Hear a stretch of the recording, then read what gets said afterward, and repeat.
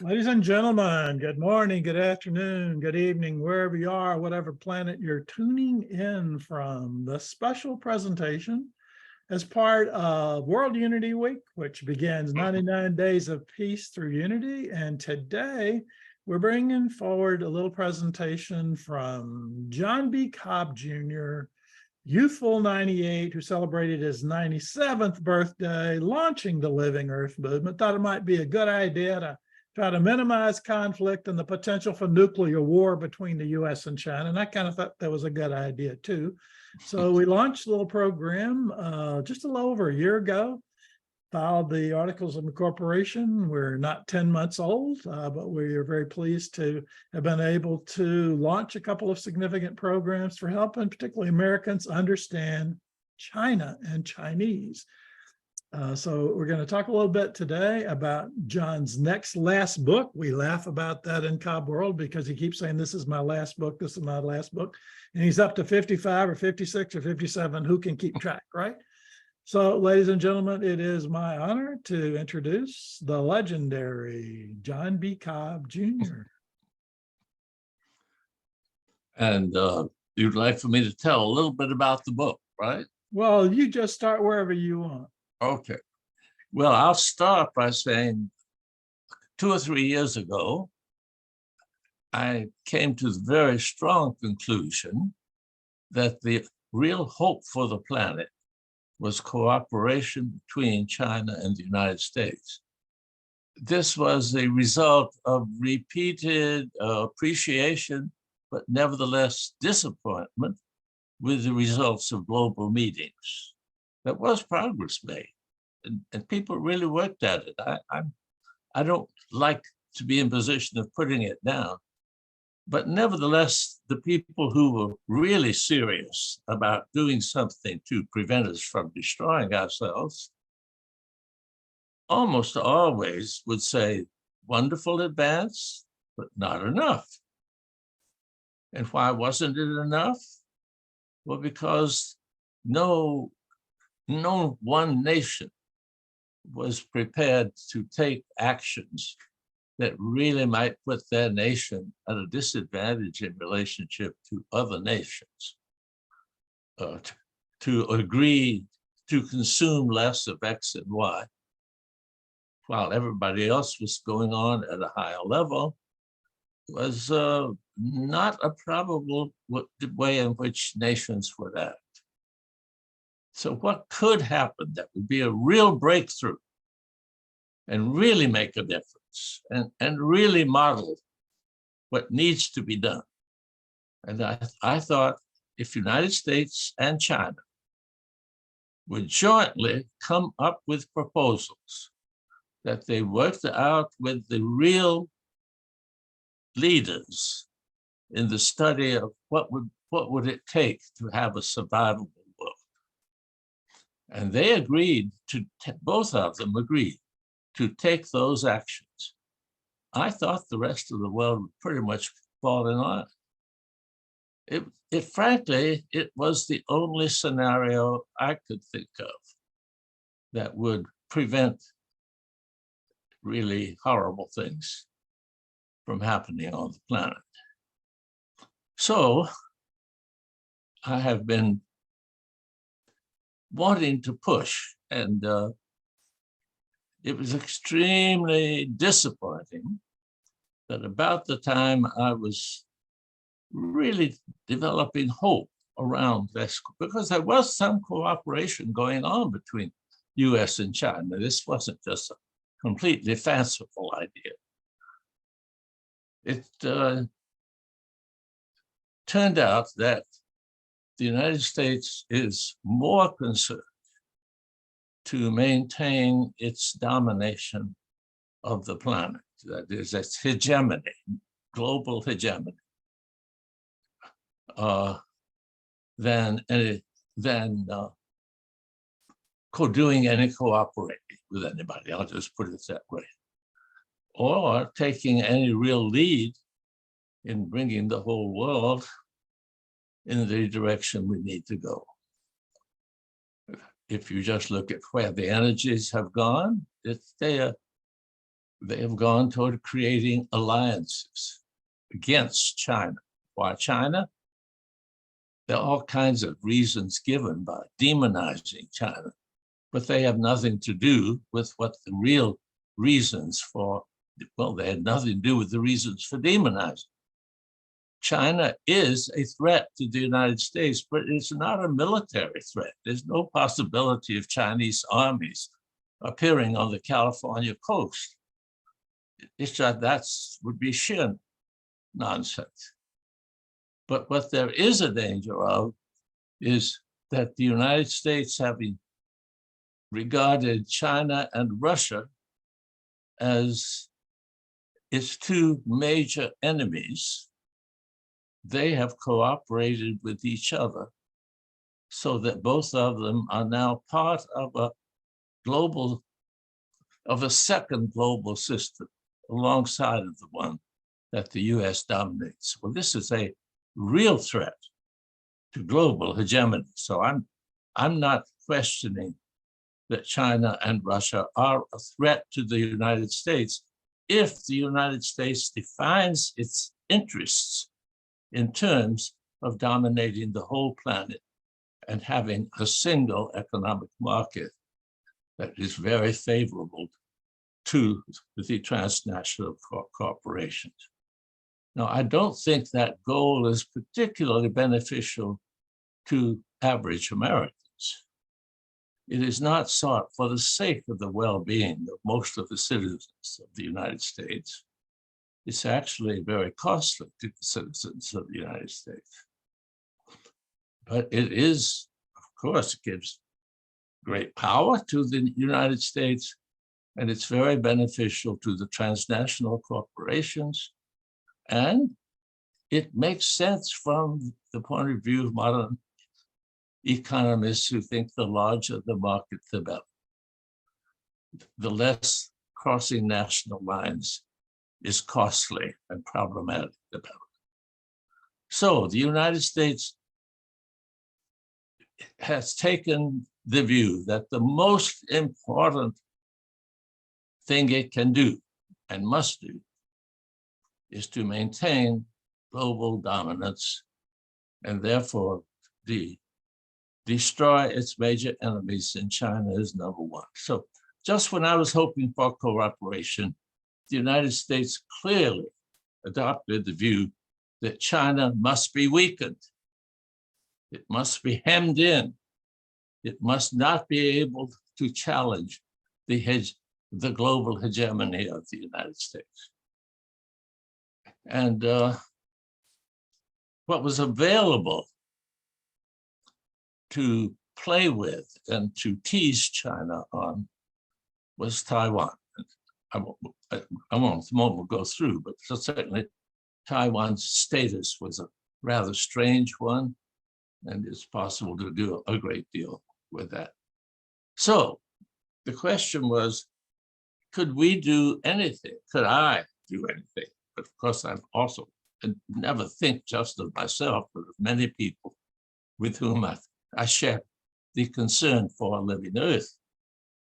Could it do anything that would change the American policy, which will inevitably destroy the planet? It's not going to be possible in a world with lots of nuclear weapons that was heading in any case to self-destruction to survive if the United States insists that the most important priority is its control over everything.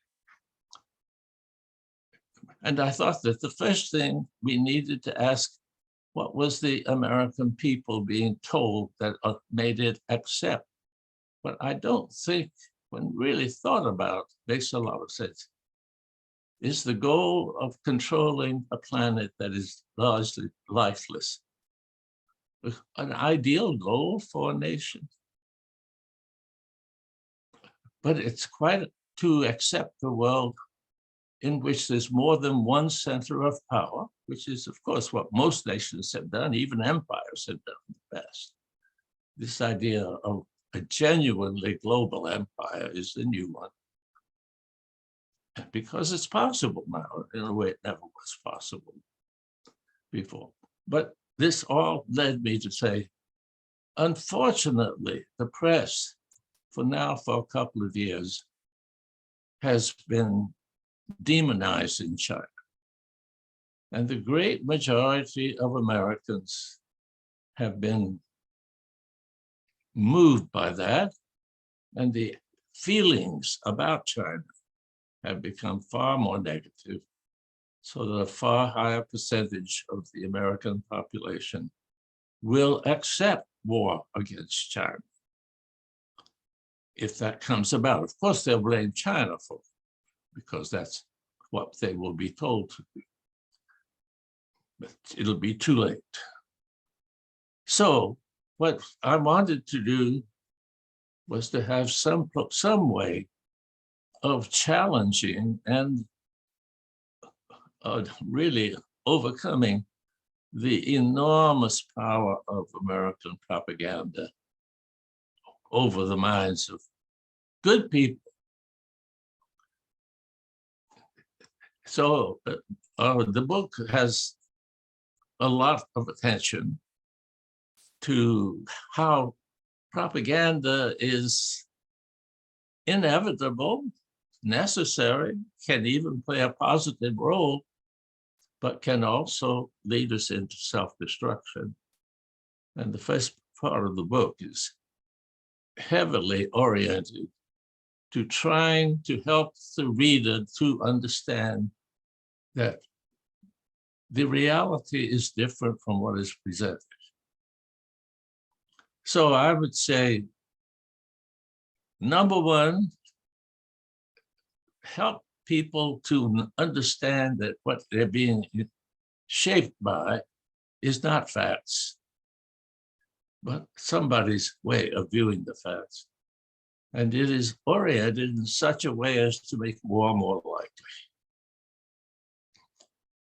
Then, of course, what I'm really interested in is to move from simply a lack of mutual demonization and war to genuine cooperation. If we don't move to cooperation, we may be able to make more individual Americans unhappy about what their government is doing. But dying unhappy is not so much better than still dying under illusions. I don't know. I think it's better to know the truth, even if you can't do much about it. Well, that may be a little more than I should have said by introduction, but I'm near desperation, and the book is written out of that. We must tell the truth about how we are being lied to. And I hope the book may help some Americans to be able to read the newspaper with a little bit better understanding of what's being done to them through the paper. And of course, I don't mean just newspapers. TV is probably more important than newspapers. And then the book goes on to talk a little bit about positive things, what we can do. I'll come back to that if we're ready for that, but I'll let you take over for a few minutes, Charles. Well, thank you, John. I failed to mention that one of your 50+ books just celebrated its 50th anniversary, a special edition, Is It Too Late? A Theology of Ecology. Before there was an Al Gore sounding the climate concern, there was John Cobb with the concern and the possible climate solutions that he's still been campaigning and calling forth. Just yesterday, we had a 1-hour program on World Unity Week with a half a dozen of the organizations that have been founded by, co-founded by, and are inspired by John Cobb, including the Center for Process Studies. It recently celebrated its 50th anniversary. Living Earth Movement celebrating its 10th month anniversary. So, you know, he's been busy over a long period of time. and staying the course towards cooperation. Later today, he's going to the focus is love, the energetic frequency. One of his most recent last books was Confessions, and the first chapter is about love and loving your enemy. And it was a sermon that he was giving at a Manhattan church about 18 months ago on loving your enemies that caused Reverend Bonnie Tarwater to say, write letters to President Xi and President Biden and tell them the story and tell them the cooperation. He did, and it felt like they had, and some magic was occurring. And that's when this organizing body was pulled together. John Perkins, David Corden, Audrey Kitagawa were members of the organizing committee. And we've been just looking for ways to make a difference. And John brought forth this idea just about 7 or 8 months ago of publishing a series of papers about understanding China. And at the same time, the organizing committee was exploring ideas for how we can have greater youth engagement. And last night, again, on World Unity Week, Jared Morningstar and Vivian Song are co-founders of the Living Earth Youth Dialogue Sharing from the Heart, walked through 7 months worth of programs with young Chinese and young Americans, having some amazing dialogues and discoveries, and a lot of excitement about just helping foster and facilitate greater understanding. So John has been leading this charge almost every week.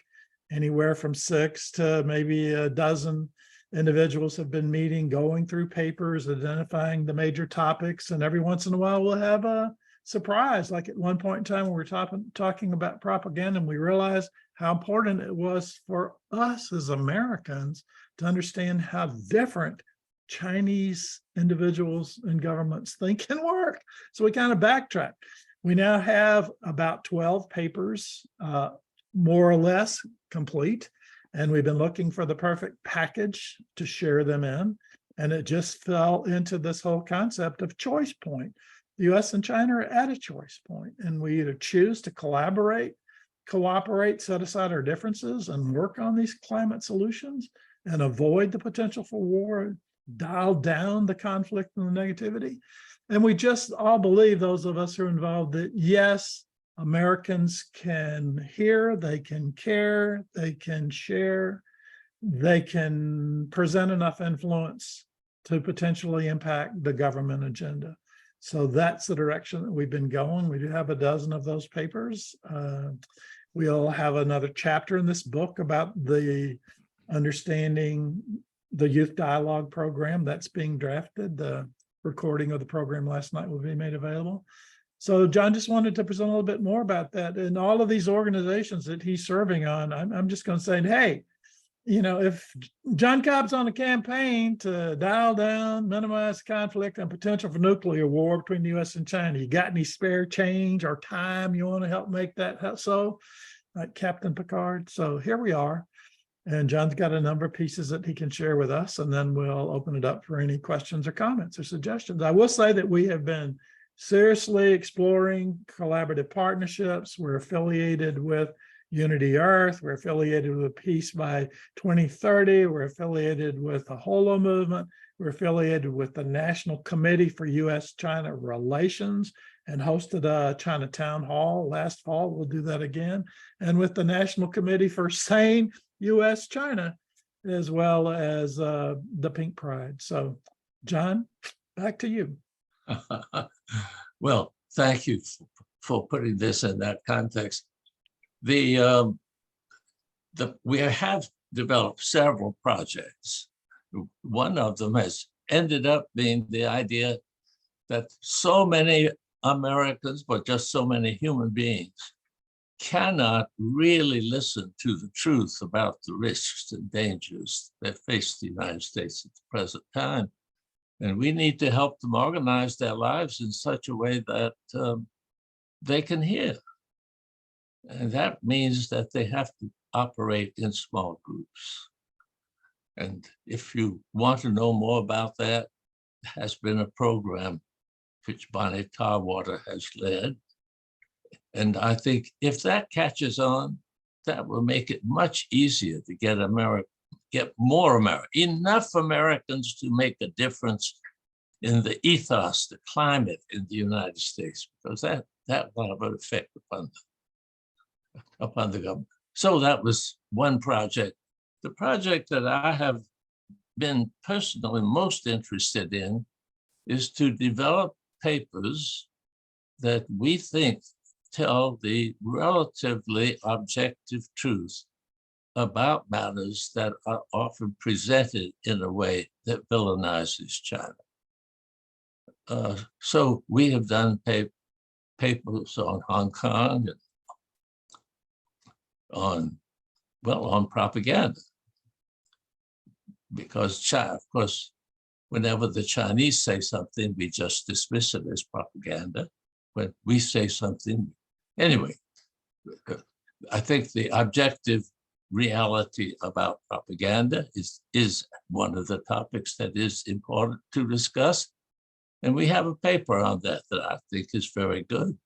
We also have a paper on how China has dealt with COVID, because, you know, the American people feel like China, well, it just has messed up everything. But in fact, China's done better than we have. That doesn't mean it's done it all right. It's now responding in a very different way. So it's not that we're trying to say China does everything right. We're just saying, you can examine any country's behavior and make it look bad if you abstract all the bad things and don't mention the positive things. But we need to have an understanding of why China does what China does, an understanding that is a real understanding. You know, to understand a friend who may have seemed to go off the deep end doesn't mean you're happy that the friend is going off the deep end, but it means you have some kind of sympathy, empathy.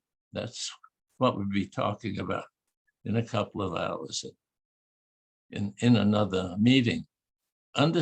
Real understanding is empathetic. You understand someone and you can see why they did what they did, even though you may not like it. But first of all, we'll find out that we've just been sold a bill of goods and we don't have to forgive China for doing things because it hadn't done them.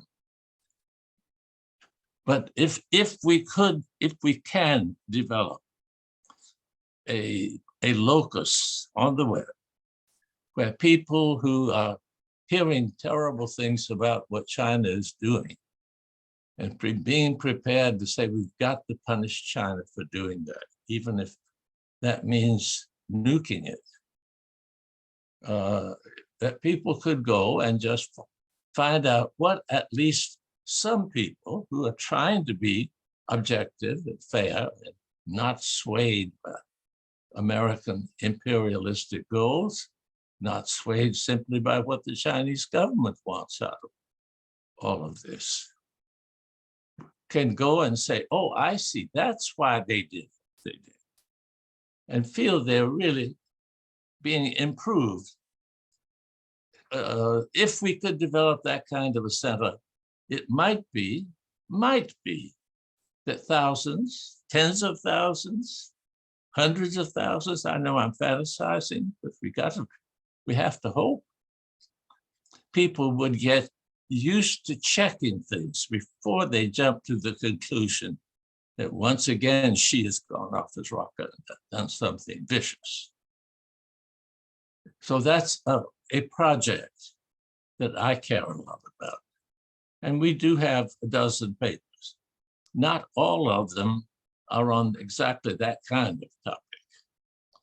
A few of them are just talking about the main things that have been happening in China, really need to be understood. But if you understand the people of China, and one of them we hope to discuss today is simply how Chinese think in comparison with how we think. You see, the Western view is highly individualistic. and we are concerned about justice for the individual. And that's something I'm concerned about. I'm a Westerner. I hope it doesn't sound like I'm putting it down when I say the Chinese view is that they need a harmonious society in which everyone is respected for doing what that person does, but there is a hierarchy. It's all right to have a hierarchy if everyone has a place in it, so that everyone's life has a certain security. And if they can be content with the security that role in the community gives them, the fact that someone else may be getting more money, someone else may have more political power, isn't the way of thinking about who they are. They are part of a group. And we'll talk about that later. We take for granted that justice to the individual is the most important thing. Chinese don't take that for granted. And right now, we might learn something from them. They're trying to learn from us. They have been extremely influenced by the West for a century or more. But they're not that impressed by where the Western focus on rights leads them. In any case, I hope we might be able to discuss that, because if we had a more basic understanding of cultural difference and how that leads people to think importance lies in different things. You don't have to argue and say your goals are wrong. I think most of us say, yeah, better have a harmonious society if possible. And most Chinese would say, better have as much justice and fairness as possible in a human situation. But to understand is to enter into something and see the world from a different point of view. And we hope we can offer papers that they're all short papers. I set out for them to be one page, but that has been fudged so much now. I don't dare to call them one-page papers. But that's a project that if we could get people to say,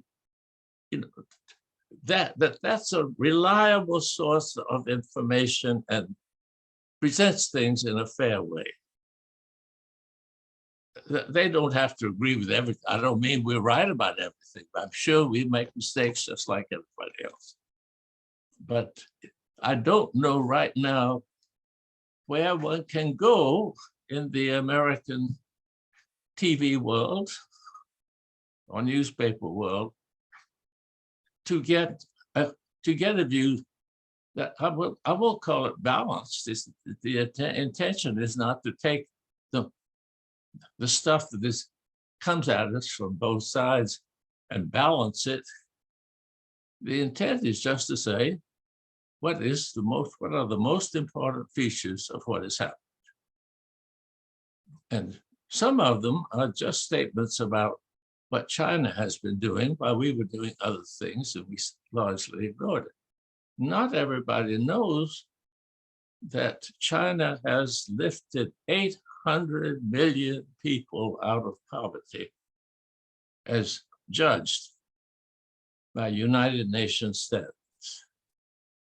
In the rest of the world, there's been no significant reduction of poverty. One country, I think nearly 1 billion people, is really significant.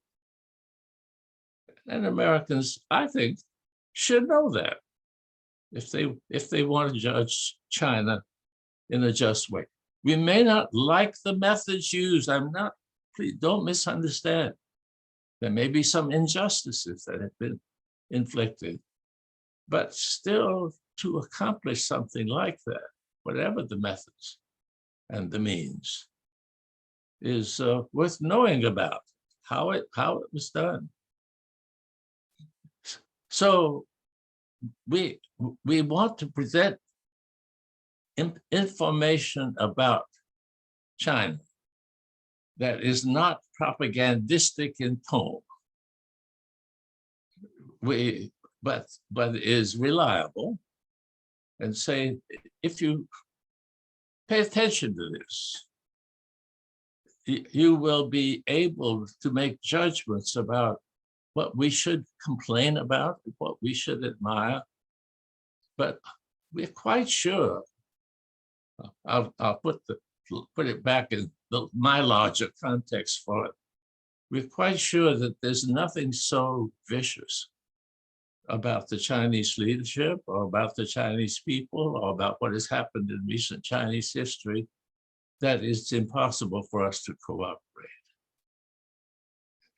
If we are all realistic, China is ready to cooperate, but only on the grounds that it is treated as an equal. It will not. The Chinese had a century of having to make unequal treaties. That's another part of the history. It's very important for Chinese. And they're not going to go back to that. They must be, China must be allowed to do what it does well. And when it does well, when it does those things well, it is a threat to American domination. That's true. But if instead of thinking in terms of who dominates, we think of how can the world survive? Isn't that more important than who dominates? It's my belief that almost everybody, if they really face that question, will say it's better to cooperate in a living world than to fight over a dead one. And those are the choices we are facing today. Could you speak a little bit about your experience, your direct experience in China, and maybe the correlation with the Institute for Postmodern Development of China that's done such amazing work there? Some say that John Cobb is a rock star in China. Well, it utterly amazed me. I mean, if one grows up in the Western world, or I happen to grow up in China, but it has become part of, I don't mean in China, in Japan.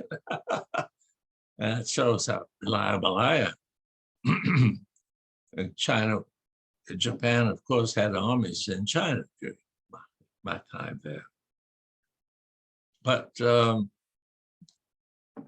if I had set out to be influential in China, probably the last thing I would have done was to get myself ordained as a Christian minister.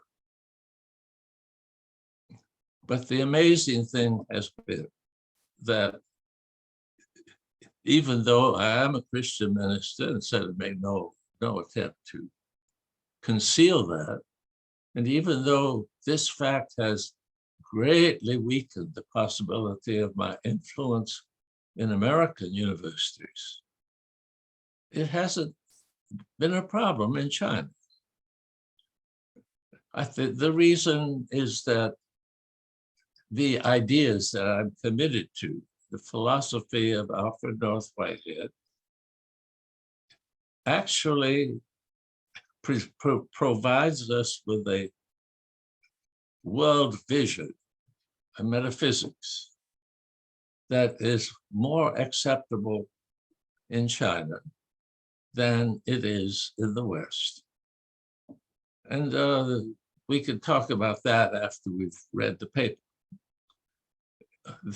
The difference is, first, that the Chinese tend to look at the world in organic ways rather than mechanistic ways. And Whitehead dealt with the science that was extremely mechanistic and pointed us toward a science that was more organic. But another way of putting it is that the Chinese language focuses upon the verb. It doesn't really distinguish verbs and nouns the sharp way that we do. But verbs tend to suggest happenings rather than what we think of as static objects. And Whitehead's philosophy is a philosophy of about events, about happenings. The world is made up of events, and each event, well, an example of an event is your experience in this moment. And your experience in this moment is, of course, subjective. But it's subjective only in the moment of its happening, and then it becomes an object to other subjects. But this way of thinking, rather than of a world made up of little material atoms, a world that can be analyzed into such atoms without anything being left out, is much more congenial to the Chinese tradition. Now, it's also much more congenial to the Hebrew tradition. But the Hebrew tradition has increasingly been put aside in modernity, and it almost defining of modernity in the West. And quite understandable. It works, can be explained philosophically in a world that puts its focus, that its languages put the focus upon the noun and view the noun as something stable to which different things are happening, or which may be taking initiative to make those things happening, or which has changing qualities at changing times, but still is fundamentally static at its base. That world is the world that has triumphed in modernity. And Whitehead did not like it, and I don't like it. And I think most people don't like it if they understand it. But nevertheless, the university embodies it to a large extent. So we're all educated into it. Anyway, the Chinese, who have been trying to copy the West for a long time in order to catch up in terms of the ability to have power in a world controlled by the West, were interested in discovering that a brilliant critic was developing a philosophy called process philosophy, that could be called event philosophy, which is comprehensive and can deal with all the foci of the natural sciences. Whitehead wrote on relativity theory. His thought works much better with quantum theory.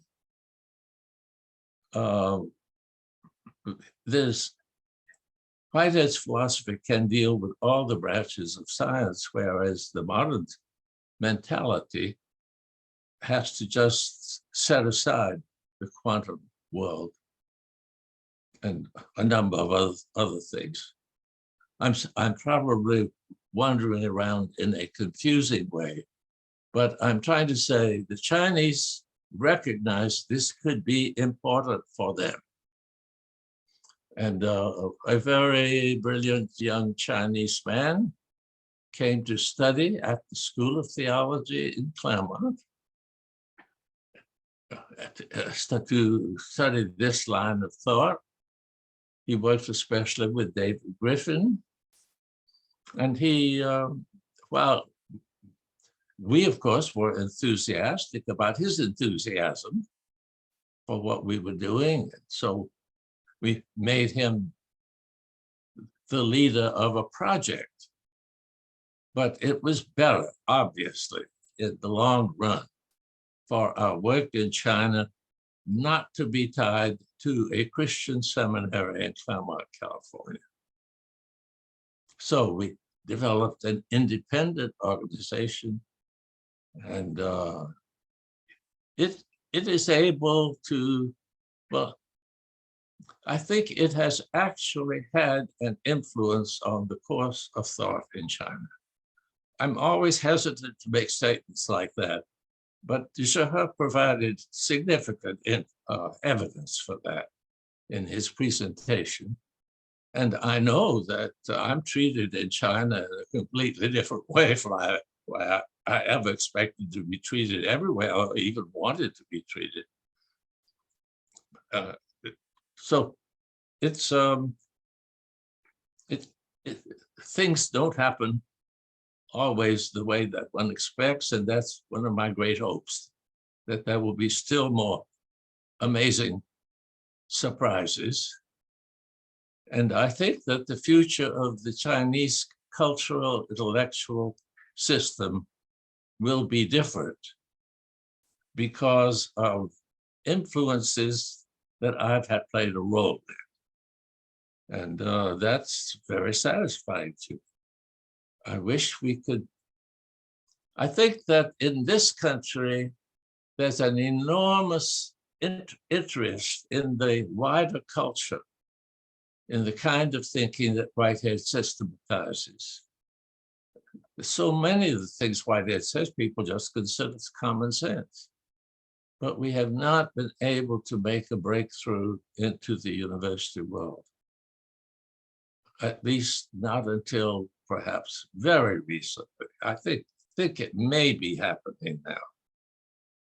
And I think if we could make a breakthrough first into persuading the university that it's okay to orient itself around the needs of the world,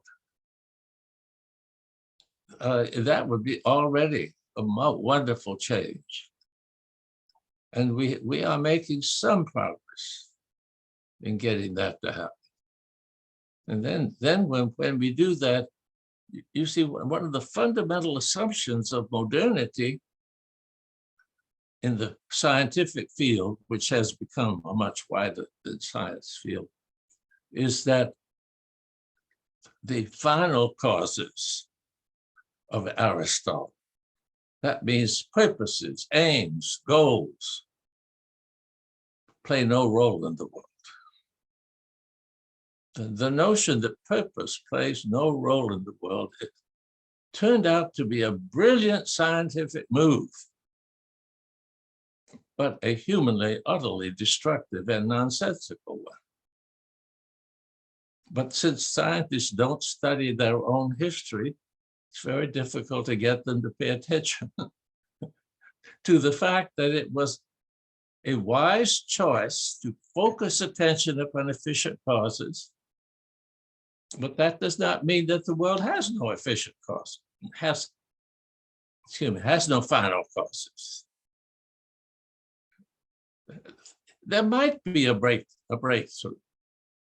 It's so obvious to me that we all know there are purposes, that why should we be faithful? Why should we organize our education around the idea that they don't? To me, you would think that the people who teach in universities would ask questions about that. Maybe we can help to make that happen. One of the things I'm very happy about is that we have a number of different organizations. And one of them is working quite impressively on this topic. But that is not what the Living Earth movement has taken on. Although the very notion of life is so different from the notion of machines that we are already, I think that living things have purposes. They want to survive. They look for food. To say none of this is, you can give a kind of explanation without mentioning the fact that there's a purpose involved. but it's really not convincing. This would be a good time to go into that paper.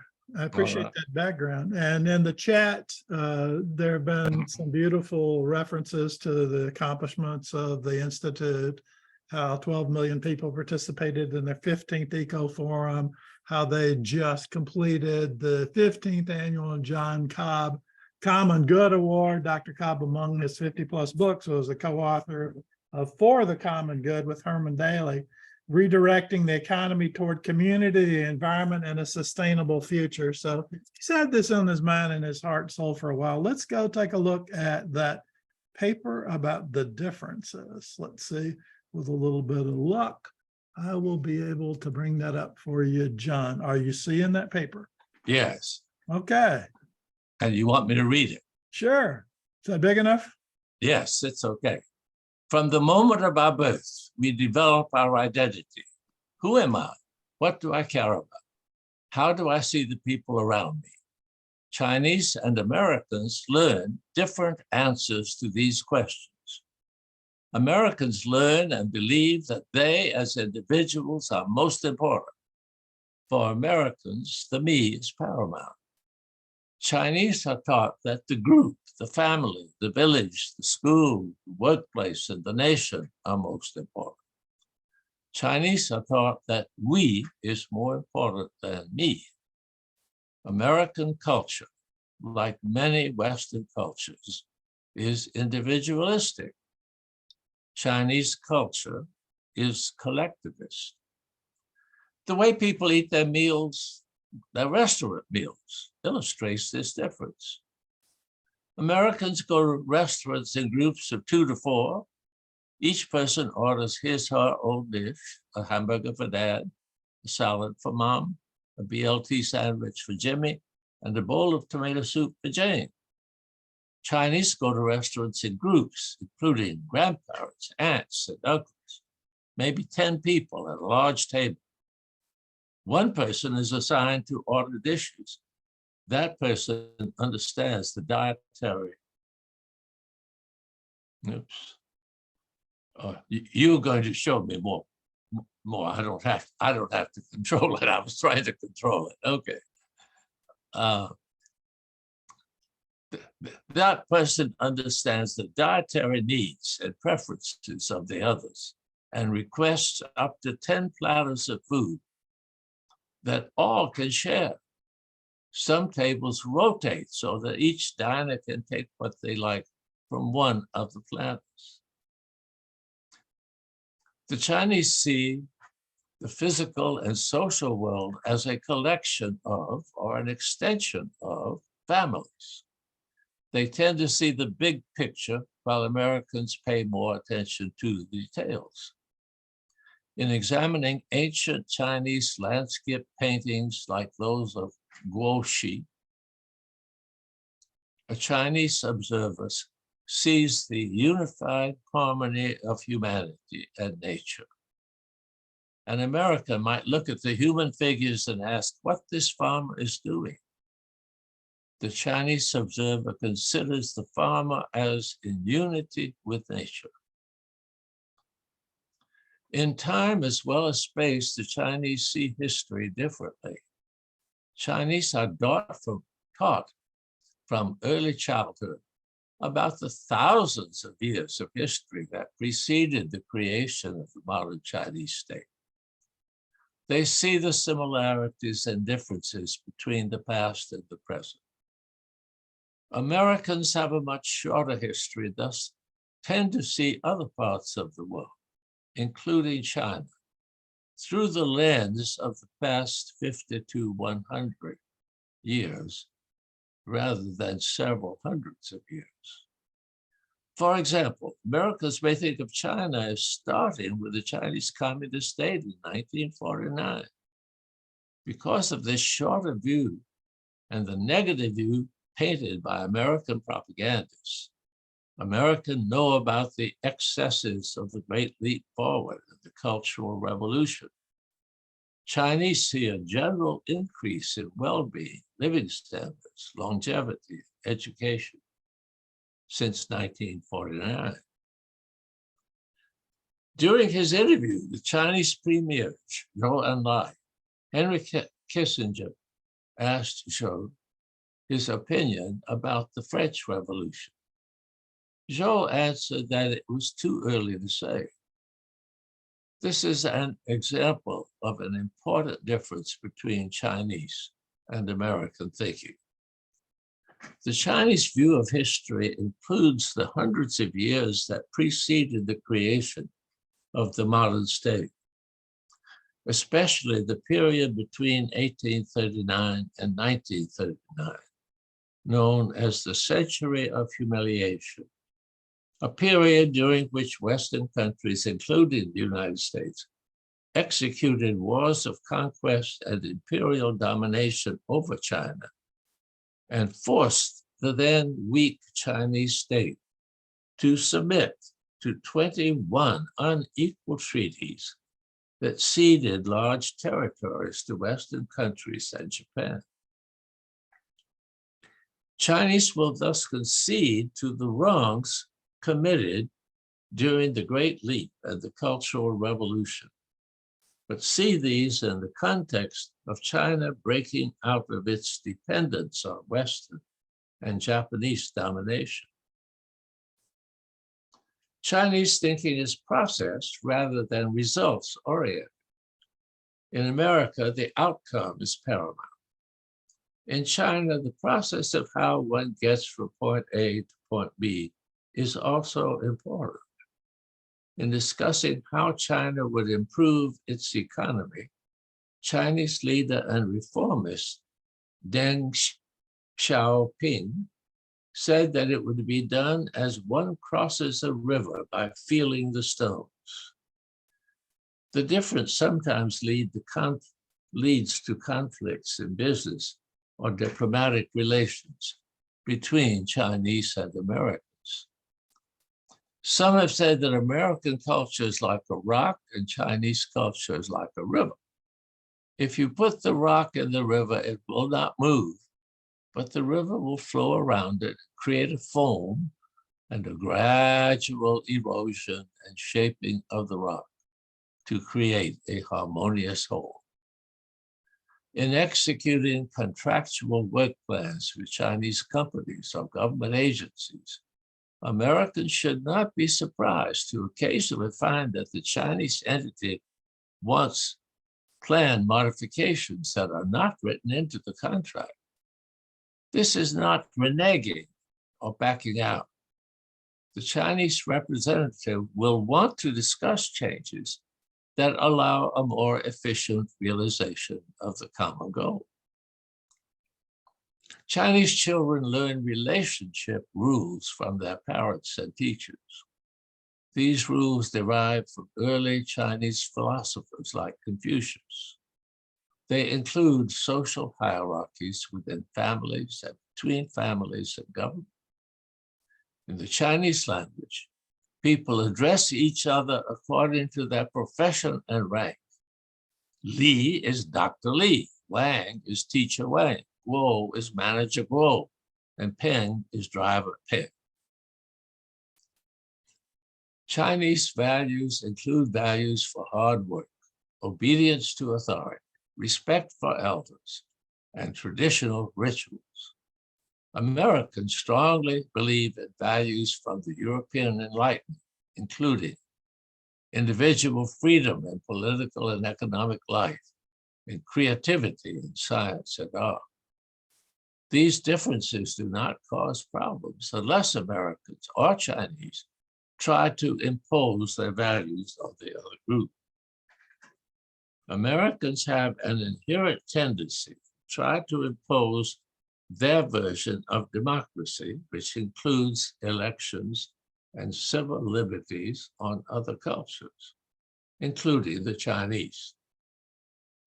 The tendency to impose European values like democracy on China is a result of another difference in thinking. Americans think linearly. For example, a result of another difference is, for example, an American might think democracy is good and therefore we should spread democracy. Therefore, if there is resistance to the spread of democracy, we should use violence to overcome this resistance. Chinese thinking is not linear. A Chinese person might think democracy is good, but what kind of democracy, in what circumstances, and where? Sometimes it may not be good, but that is for the local populations to decide. It is not something that can be imposed from the outset. In general, the Chinese are a much more peaceful people and nation than the Americans. During its long 3,000-year history, China's wars have mostly been internal and involved their neighbors. Since the creation of the modern Chinese state in 1949, China's external wars have been few and with very low casualties and destruction, with one notable exception, which is the Korean War. Unlike the United States, which has 750 overseas military bases, China has only one. Both the Chinese people with whom I have discussed world geopolitics and the Chinese leaders have emphasized the importance of peace. Even the author of the classic Art of War, Sun Tzu, said, "To fight and conquer in all your battles is not supreme excellence. Supreme excellence consists in breaking the enemy's resistance without fighting." Now, we failed to tell you who wrote this paper. And Charles, I think you should tell them a little bit about Robert. Well, his name is Robert DiTrano. I don't know him personally as you do. He's presently in China in a big, beautiful house that he's invited all of the living movement to come and have our meetings over there. It's a beautiful setting. He's also helping edit this document. There are about a dozen individuals that are participating in writing collectively and collaboratively these papers. And where we plan to go from here, like the youth dialogues, is to begin making them available for conversations, for ongoing dialogues and sharing and understanding and evolution over time, just as these papers do and have been doing. John Perkins is, again, a member of the organizing committee, and John is always focusing on the action, where's the call to action. And he kind of found it fascinating that there could be so many editors and we could have fun and co-creative process of evolution and learning in the process. Ignacio, you have your hand up. Please come in. A member of our board of directors, living our. Yes, I just wanted to make sure that we all knew. I'm going to send this also to Robert directly, but two things about the Henry Kissinger quote. I've discovered, I had a suspicion that it was wrong. And I have now discovered that the translator did not do the right thing, or was failed to translate correctly, and he referred to recent events that were happening in France at the time, not to the French Revolution. So, and the other thing, of course, is I want Kissinger totally out of our papers. You know, Kissinger is an international criminal that is not allowed in many countries. So I'm going to write to Robert about that and send, and I'll copy John and others on the with that article on the mistranslation. You know, the Italians have a very clever saying, "Traduttore traditore." You know, the one who translates is a traitor, so betrays the meaning. You know, so and that's what had happened on that one. Well, we're to the end of the session, but I just put the link in for the session that you have coming up, in case you wanted to speak very briefly about that. Thank you for that. Yes, I want to take a little page from a good friend and great theologian who is saying that he is trying to reintroduce Americans to the best of America. And so I'm looking at the 1963 commencement exercise of commencement address of John F. Kennedy to the students of American University, and then extrapolate from that and say it is as relevant today, just with slight changes in the paper itself. It would apply exactly to what we are confronting today. So we will look at that, and hopefully John also has agreed to react to what I say. So I'll just give maybe 15 to 20 minutes on the paper itself, and then John will react, and then we can open it up to discussion. Great. Thank you very much for sharing that. Dr. Cobb, would you like to wrap us up? Well, I'll just comment in relationship to that paper, that it's on the subject of peace. And that seemed to be very useful to see how JFK understood peace. And it's going to surprise, it did surprise me, because we get so used to what politicians do, being so toned down in terms of any kind of serious moral commitments, that to read a president of the United States really giving moral leadership to the nation is a deeply moving event all by itself. Indeed. I will say beyond that, I hope you will get some sense of the passions that are moving the Living Earth movement. We came into existence because we just saw the world destroying itself. And unfortunately, we have to say the United States government, because of its commitment to a unipolar world and its inability to allow for a multipolar world, has the primary responsibility. You can, of course, instead say you blame all those nations that do not want to be subservient to the United States. Well, yes, you can say that. If you think that righteousness consists in subservience to the most powerful nation, that's a different kind of righteousness from what Kennedy was advocating in his appeal for peace. So there is a connection between what we are talking about here and what we'll be talking about there. And thanks to Charles for making all of this possible. Well, thank you, Dr. Cobb, for making all this possible. Leo asked if the paper difference is available online. The papers are beginning to be put online. I will make that available to anyone who's interested in it.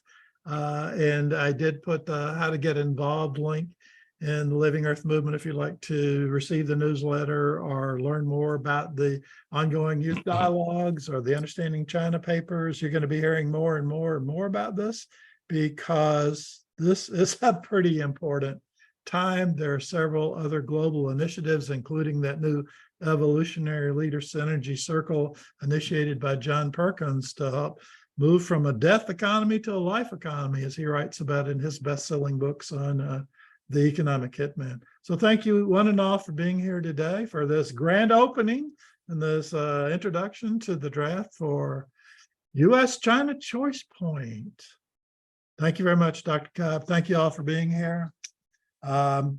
See you in an hour if you want to hear more about the amazing synergy and relevance from John F. Kennedy's 1963 presentation. That was just startling when we read that. Thanks to Ignacio. In 2 hours, not 1 hour. Thank you. Yeah. I feel like an hour. All right. Thank you. Thank you all. Bye. Thank you, everyone who put valuable information in the chat. That's available too. This recording will be available on the website. Some beautiful content in there. Thank you very much. Onward and upward.